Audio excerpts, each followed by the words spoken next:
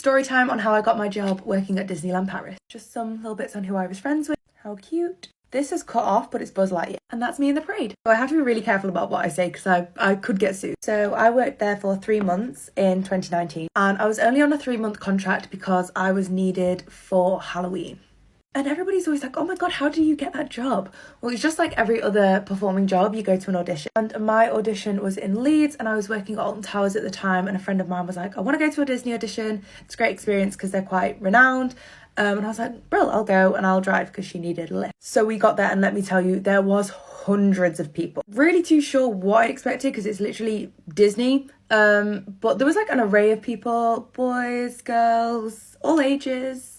So there's 3 or 4 rounds to the audition. The first is an animation round, so it's for being friends with the characters. The second is the dance round, and then the third is where it gets spicy. And if you're interested in auditioning, I just went with my hair like this and I wore like all black tights and leotards so they could see my body and my movements and everything like that. And I think they cut about 50 or minimum 50 people each round.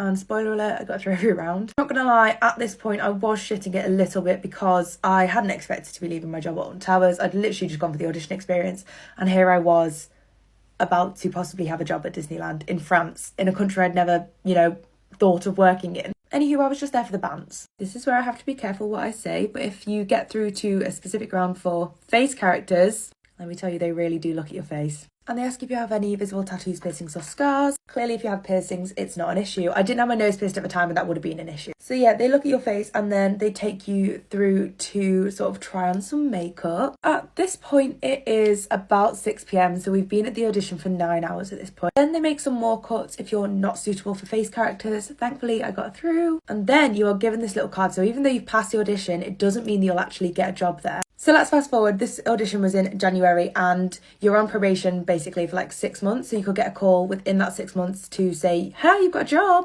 But you might actually never get a call and you have to re-audition. It literally just depends what they need and who they need for characters and stuff like that. However, I was very lucky and a week later I was contacted with what characters I was going to be friends with and my moving date, which was August. Even though I'd auditioned in January, I wouldn't be starting my contract till August, which was quite nice because it meant I had plenty of time to prepare, good amount of time to let my job know. And yeah, next thing I know, I'm moving to France and I'm living in Paris. And what a whirlwind contract that was. If you want a part 2 to this, I have a lot more to say on the situation or anything about Disney or living in France or anything. So please ask away.